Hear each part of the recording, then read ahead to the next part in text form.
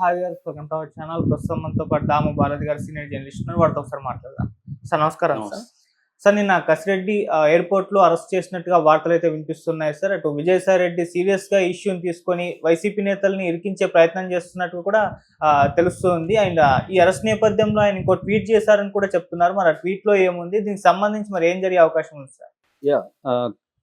కసిరెడ్డి రాజశేఖర్ రెడ్డి, ఆయన్ని రాజ్ కసిరెడ్డి అంటారు. తనని నిన్న ఇక్కడ శంషాబాద్ ఎయిర్పోర్ట్లో ఆంధ్రప్రదేశ్ సిట్ పోలీసులు అరెస్ట్ చేసినట్టుగా చెప్తున్నారు. అతను దుబాయ్ నుంచి హైదరాబాద్ వచ్చినట్టుగా చెప్తున్నారు. యాక్చువల్గా రాజ్ కసిరెడ్డి మీద లుకౌట్ నోటీసులు ఎప్పుడో జారీ చేశారు. అతను విదేశాలకు వెళ్ళలే అని వీళ్ళు అనుకున్నారు పోలీసులు. కానీ వీళ్ళ కళ్ళు గప్పి అతను విదేశాలకు వెళ్ళిపోయినట్టుగా చెప్తున్నారు. సో అతను రాజేష్ రెడ్డి అనే పేరుతో పాస్పోర్ట్ తీసుకొని వెళ్ళాడనే వార్తలు తెలుగుదేశం మీడియా ప్రచారం చేస్తుంది. సో అందులో ఎంతవరకు నిజముందనే తెలీదు. అతని వైపు నుంచి చెప్తున్నది ఏమంటే, నేను ఆల్రెడీ కోర్టులో నేను పిటిషన్లు వేసాను. సో ముందస్తు బెయిల్కి వేసాను. అట్లాగే సుప్రీంకోర్టులో కూడా ఈ కేసుకు సంబంధించి నన్ను అరెస్ట్ చేసే అవకాశాలు ఉంది కాబట్టి మీరు అరెస్ట్ చేయొద్దని చెప్పండి, నేను సహకరిస్తాను. ఇది ఎందుకంటే 7 ఏళ్ళ లోపల జైలు శిక్ష పడే కేసులే పెట్టారు, సెక్షన్లు, ఇవన్నీ కూడా తను చెప్తున్నాడు. సో అందువల్ల కోర్టులు అనుకూలంగా ఇవ్వలేదు కాబట్టి మా నాన్నని తీసుకెళ్ళి విచారిస్తున్నారు. మా ఇంట్లో వాళ్ళ మీద ఇళ్లలో దాడులు చేశారు, ఇళ్లలో వాళ్ళని హరాస్ చేస్తున్నారు కాబట్టి నేను కోఆపరేట్ చేద్దామని, విచారణకు హాజరవుదామని దుబాయ్ నుంచి ఎయిర్పోర్ట్కి వచ్చాను. ఈ లోపల వాళ్ళు నేను ఎక్కడ పారిపోతాను అన్నట్టుగా నన్ను పట్టుకున్నారు. నేను వస్తున్నాను, మీ దగ్గరికి రేపు వస్తానంటే కూడా వాళ్ళు వినలేదు అనేది అతను చెప్పినట్టుగా వాళ్ళ టీము బయటికి చెప్తుంది. ఇక మూడవది ఏంటంటే, ఇందులో ఈ మద్యం కుంభకోణం వాస్తవమే. ఇది దాదాపు 3-4 వేల కోట్ల కుంభకోణం, అంటే కసిరెడ్డి చుట్టూ ఉన్నది. కసిరెడ్డి, మిథున్ రెడ్డి, ఇంకొంతమంది నా ఇంట్లోనే 2 సార్లు సమావేశం అయ్యారు. దీనికి కర్త కర్మ క్రియ కసిరెడ్డి అనేది విజయసాయి రెడ్డి చెప్తున్నాడు. విజయసాయి రెడ్డి లేటెస్ట్గా ఒక పోస్ట్ పెట్టాడు. అందులో ఏంటంటే, మద్యం కుంభకోణంలో నేను విజిల్ బ్లోయర్ని మాత్రమే, నాకు ఈ కుంభకోణానికి ఏ సంబంధం లేదు. ఇందులో దొరికిన దొంగలు, దొరకని దొంగలు కొంతమంది ఉన్నారు, వాళ్ళు నా మీద విమర్శలు చేస్తున్నారు. నేను మొత్తం బయట పెడతాను, దీన్ని కంప్లీట్గా దీన్ని బయట పెట్టి అరెస్టులు చేయిస్తాను. దీంట్లో బిగ్ బాస్ కూడా ఒక అతను ఉన్నాడు అనేది అతను చెప్పాడు. సో ఇందులో బిగ్ బాస్ ఎవరు? జగన్ అనే విషయం అందరికీ తెలుసు.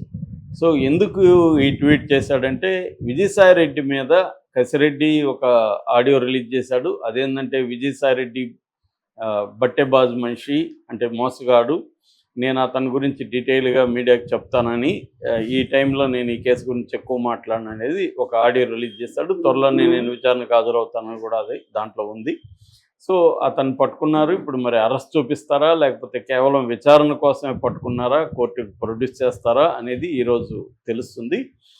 రెండవది, విజయసాయి రెడ్డి మీద చాలామంది విమర్శలు ఏంటంటే, దీంట్లో అసలు విజయసాయి రెడ్డికి తెలియకుండా ఈ కుంభకోణం జరిగిందా? మరి విజయసాయి రెడ్డిలో ఇంట్లో ఎందుకు మీటింగులు పెట్టుకుంటారు?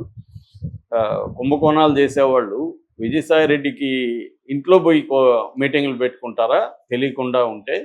కాబట్టి రెండవది, ఈ కసిరెడ్డికి 100 కోట్లు నేను మా అల్లుడి బ్రదర్ దగ్గర కంపెనీ నుంచి 100 కోట్లు ఇప్పించాను అంటున్నాడు.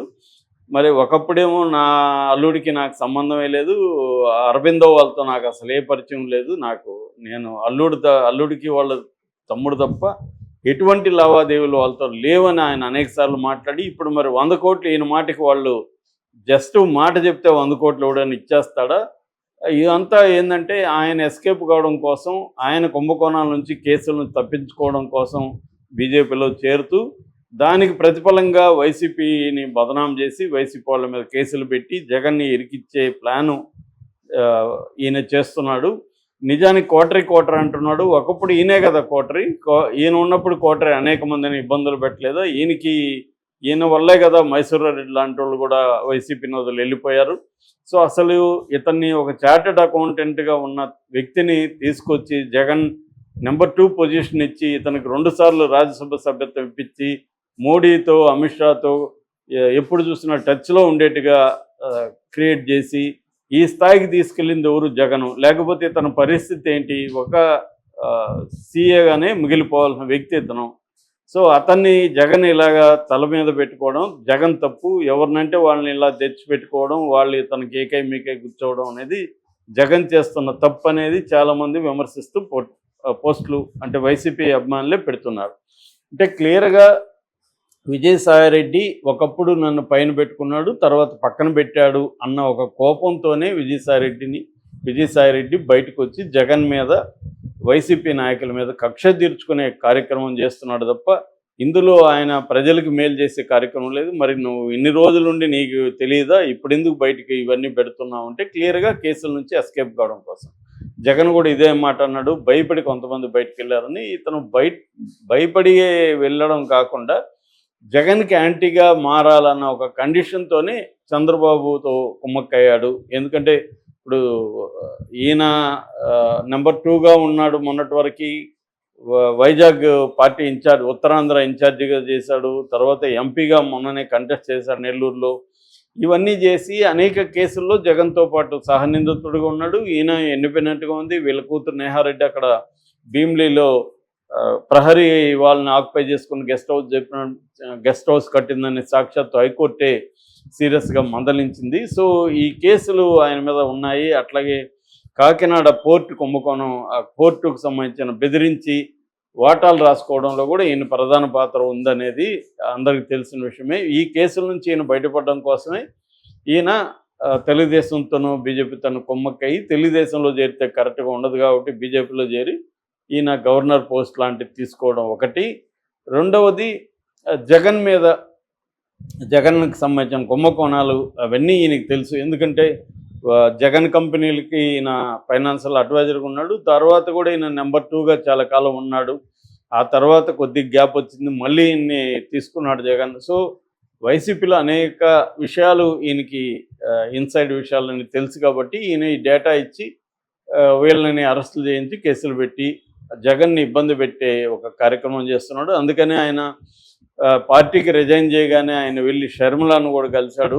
అంటే అర్థం ఏంటి? జగన్కి ఎవరో ఎనిమిళ్ళు ఉన్నారో వాళ్ళందరినీ కలిసి ఈయన జగన్కి యాంటీగా చేసే కార్యక్రమం. నిజంగా ఆయన రాజకీయాల నుంచి విరమించుకొని నేను వ్యవసాయం చేసుకుంటాను అనుకునే వాడికి ఇవన్నీ అనవసరం. ఒకవేళ ఏదైనా ఉంటే సిఐడితో పిలిస్తే వాళ్ళ దగ్గర పోయి మాట్లాడి రావాలి. కానీ దాన్ని మీడియా ముందుకు తీసుకొచ్చి ఇవన్నీ ఎందుకు చెప్తున్నాడంటే ఆయనకు ఒక హిడెన్ అజెండా ఉంది అన్న విమర్శలు అయితే బలంగా వస్తున్నాయి.